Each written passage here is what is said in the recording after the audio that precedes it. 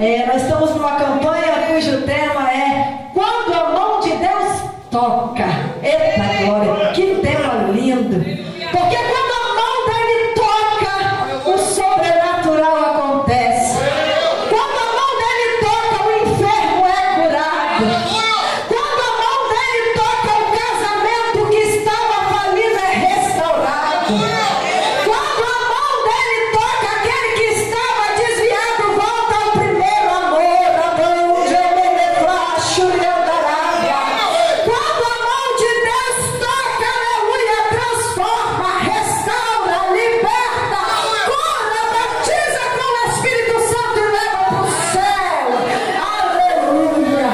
E a mão de Deus está tocando neste lugar, nessas vidas. Aleluia. Livro de 2 Crônicas, capítulo 20. Capítulo 20, versículo 15. Aleluia. Louvado seja Deus. Eu creio que o Senhor falou poderosamente através da vida daquele leproso muitas semanas, e ele hoje vai continuar falando através de outra passagem, porque a palavra do Senhor é ineficaz e inesgotável. Louvado seja Deus.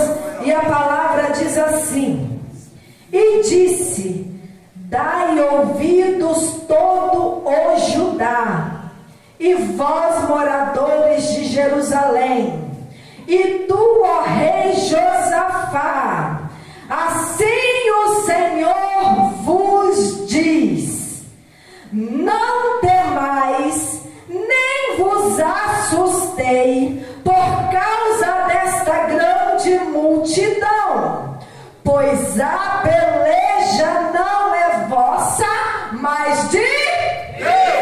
Mas de Deus. Mas de Deus. Eita glória, pode assentar adorando Jesus nesta noite. Pode soltar esse fundinho abençoado aí, pastor. Esse fundinho que estava aí. Aleluias, louvado seja Deus. E vamos continuar adorando Jesus. Oh, Jesus maravilhoso. Porque eu quero ser um vaso nas mãos do oleiro. Aleluia. Louvado seja. Crônicas. O que é uma crônica? Uma crônica é uma história. Uma crônica é uma narração. E o livro de 1ª e 2ª Crônicas, ele vai nos narrar, ele vai nos contar acerca de histórias de reis de Judá. O livro de 1ª Crônicas fala muito do rei Davi, mas agora o livro de 2ª Crônica, ele vai nos falar acerca dos reis de Judá, a partir de Salomão, que é filho de Davi. E este livro vai nos contar o que esses reis começam a fazer no reino de Judá. Existiam 2 reinos na época de Josafá: o reino de Judá e o reino do norte, que é o reino de Israel. Mas Crônicas não vai falar acerca do reino do norte. Então nós iremos nos atentar para o reino do sul, que é o reino de Judá. E a Bíblia diz que agora, quando Josafá começa a reinar no reino de Judá, Josafá começa a fazer uma transformação religiosa. Nós precisamos entender o que Deus quer falar conosco nesta noite. E nós precisamos entender quem foi Josafá no reino de Judá. E Josafá foi um rei maravilhoso. Josafá foi filho do rei Asa, mas ele agora começa a reinar em Judá.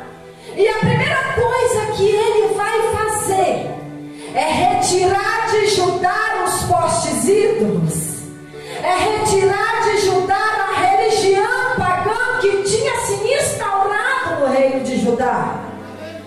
Ele vai agora fazer uma grande transformação no exército, no povo, porque ele vai levantar líderes para começar a pregoar o evangelho, a lei de Deus no reino de Judá.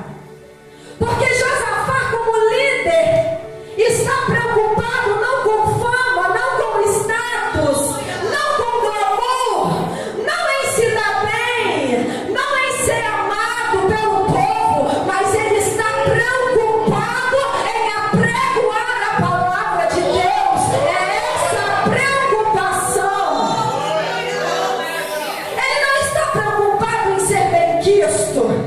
Ele não está preocupado de ser amado pelo povo, mas ele está preocupado em levar o evangelho a toda Jerusalém, a toda Judá e a toda a vizinhança do seu reino. Então ele vai estabelecer líderes religiosos. Nós precisamos ter estratégia para liderar. E ele, como um bom estrategista, ele vai estabelecer líderes, levitas, sacerdotes, porque a liderança não pode estar monopolizada na mão de um, mas nós precisamos colocar, né, pastor, o povo para trabalhar. E então agora ele começa a estabelecer líderes para levar a palavra de Deus àquele povo, porque aquele povo tinha se esquecido como se adora. Aquele povo tinha se esquecido como glorifica. Aquele povo tinha se esquecido que Deus não divide a sua glória com ninguém. Então Deus agora, nessa crise espiritual, ele levanta um homem cheio de desejo de fazer a obra, cheio de desejo de causar uma transformação dentro de Judá. Porque aquele povo, ao invés de adorar o Rei dos Reis e Senhor dos Senhores, eles estavam adorando a Deus Azerá e Baal. E ele, não se conformado com aquilo, ele começa a mandar os líderes: vai, e leva a palavra, porque ele sabia que só existe transformação, que só existe renovo, que só existe mudança quando a palavra de Deus é ministrada aos corações.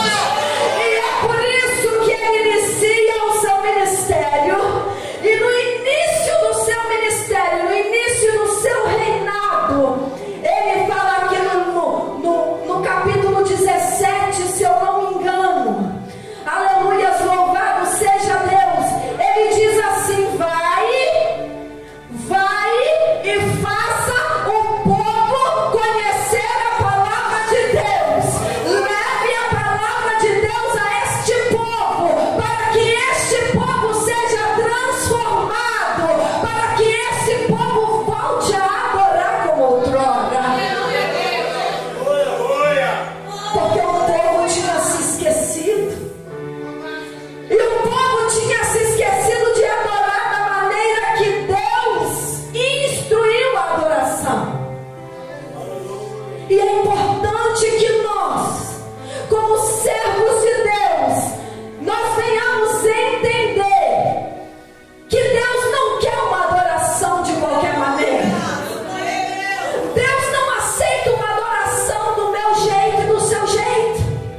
Porque Ele, na sua palavra, estabelece, pastor, a maneira de culto, a maneira de adorar, a maneira de servir, a maneira de glorificar. Não é da nossa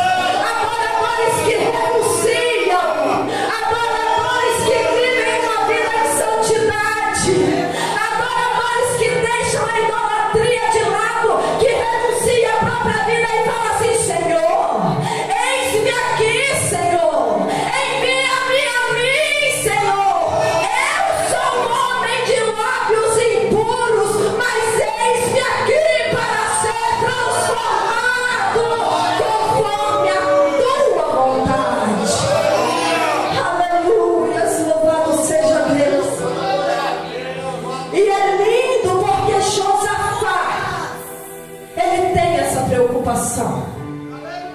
E ele começa agora a enviar esses líderes. E esse capítulo que a gente leu, capítulo 20, isso é no capítulo anterior, capítulo 17, capítulo 19. Mas no capítulo 20, que é o capítulo mais lindo desse livro, ele se inicia assim, ó. E sucedeu que depois disto.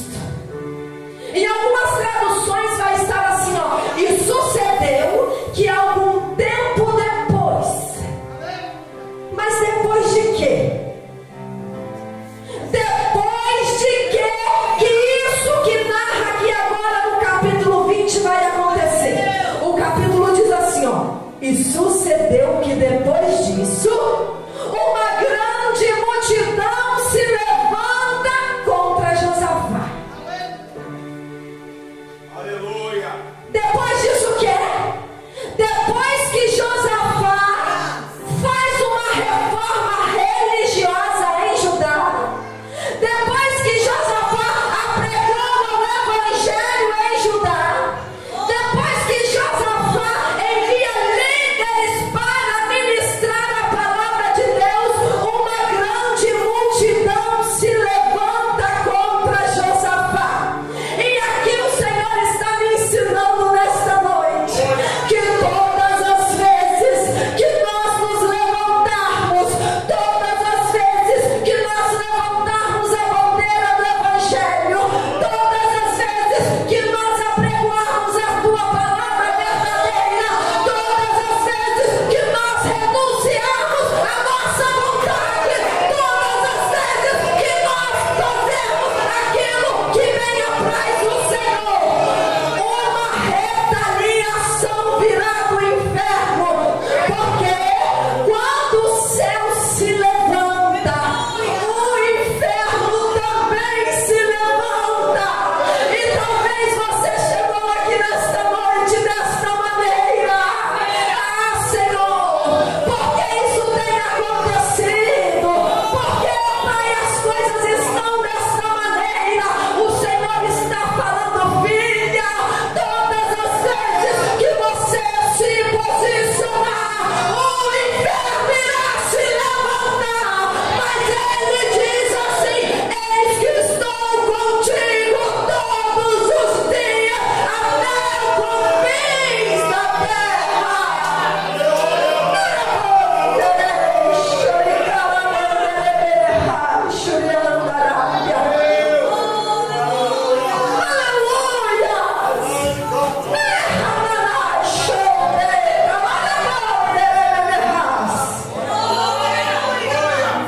Mas nós precisamos estar preparados para as notícias.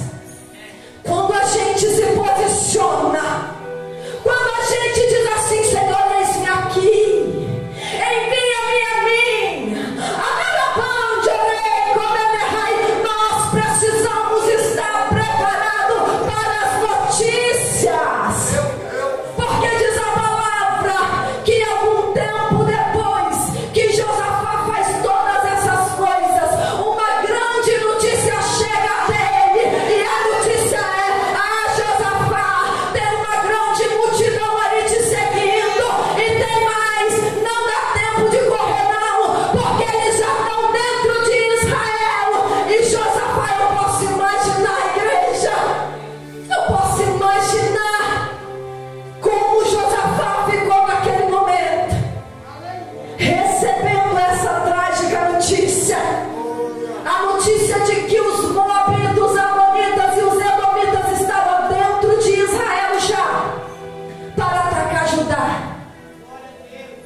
Mas parece que quando a notícia é ruim, ela vem acompanhada de outra pior ainda. Parece que notícia ruim não tem fim, pastor. Chega uma, chega outra, depois chega outra.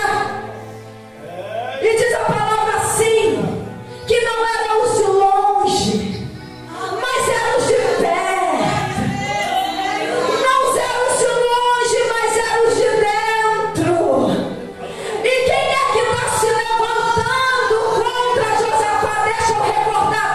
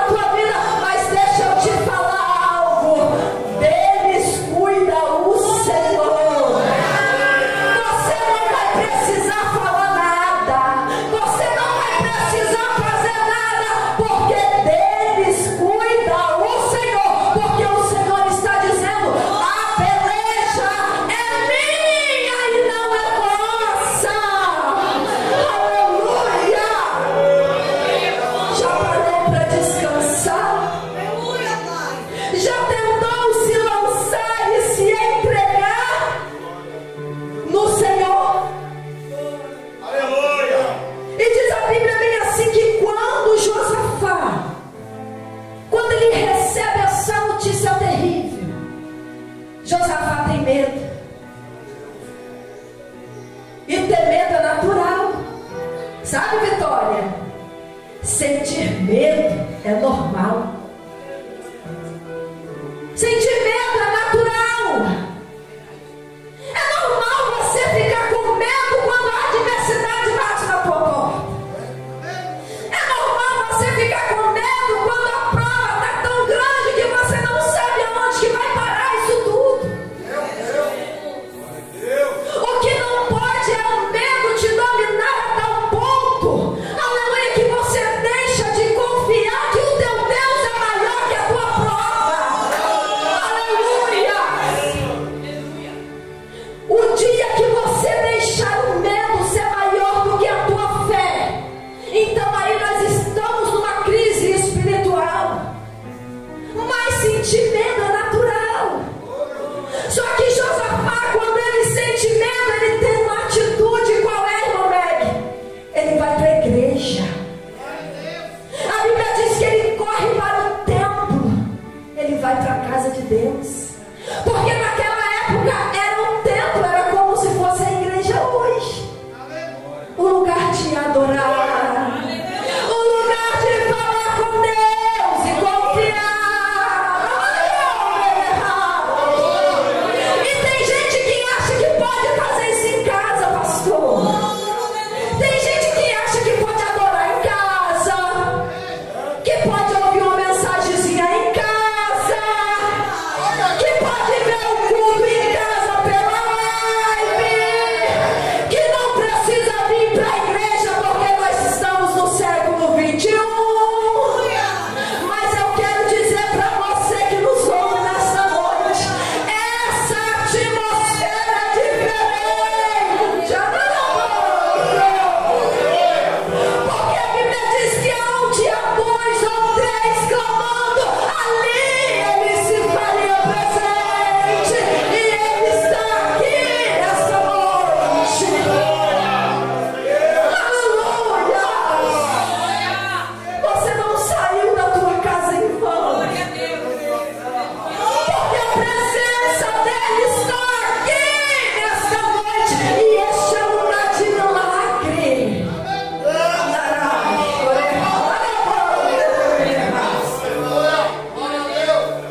Então Josafá agora corre para a igreja. E ele apregou um jejum em toda a nação. Há quanto tempo você não jejua? Há quanto tempo você não entra em um propósito pela tua vida espiritual? Porque ora pelo vizinho, ora pelo filho, ora pelo irmão, ora pela irmã. Esquece de orar pela tua vida. Esquece que você é carne. Esquece que você é fraco. Esquece que você precisa de renovo. É tempo de se levantar. Mas que para você possa transportar na vida do outro, você precisa estar cheio. Aí você está morrendo espiritualmente e quer ajudar o outro. Aí você não ora por você, você não busca por você, você não jejua por você e quer estender a mão para o teu irmão. É por isso que amanhã está ele e está você caído.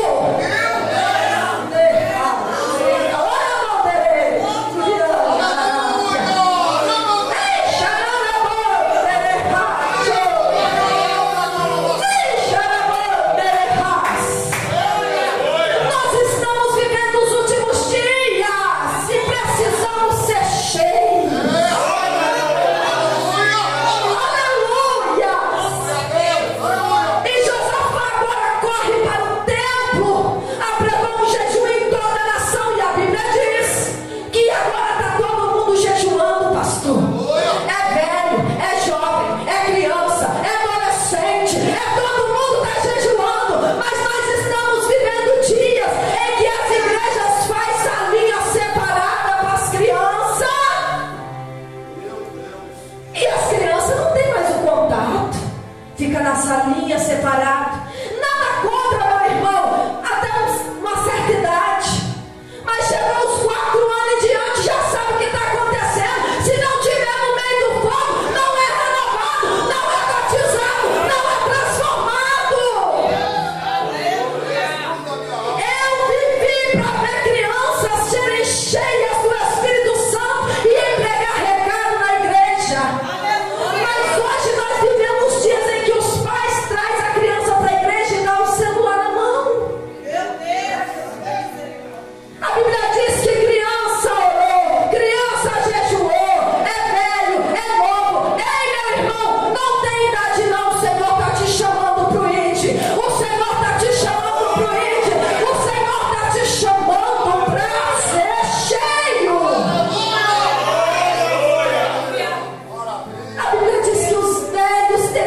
sonhos.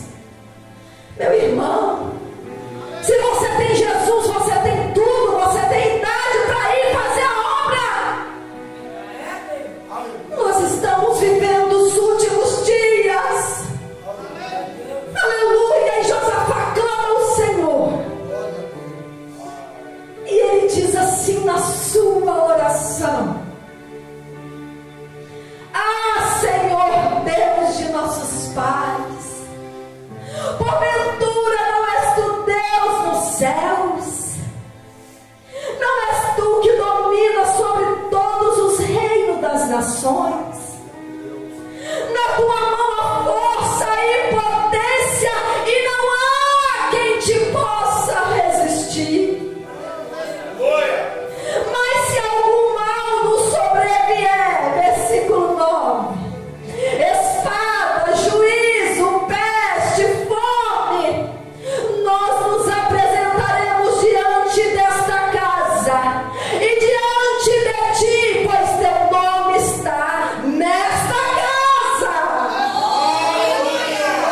Clamaremos a ti na nossa angústia, e tu nos ouvirás e nos livrarás.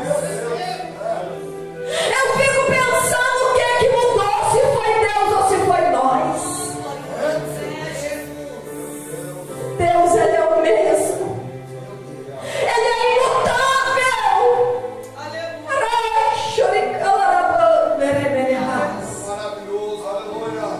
Aleluia. E quando Josafá, ele ora essa oração, ele faz confiante em uma promessa que Deus havia feito no templo, pastor. Quando o templo foi inaugurado com o seu trisavô Salomão. Porque a Bíblia diz que Salomão entra no templo, Salomão ora, e Deus responde com fogo. E Deus fala assim: aleluias, todo aquele que se humilhar, que orar, que se arrepender dos seus pecados, que se converter dos seus maus caminhos, eu sararei a terra e os livrarei.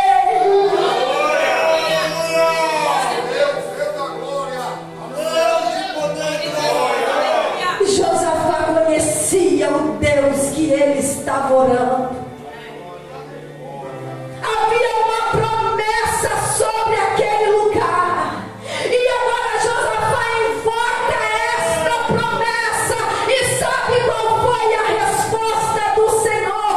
Assim diz o Senhor. Deus agora toma Jaasiel e fala: assim diz o Senhor, não temais nem vos assusteis, porque esta peleja não é tua, mas é de Deus. Aleluia. Louvado seja Deus, porque Josafá reconhece. Ele reconhece como Senhor, e ele fala assim: ó, Senhor, em nós não há força perante esta grande multidão que vem contra nós. E não sabemos o que faremos, porém os nossos olhos estão postos em ti.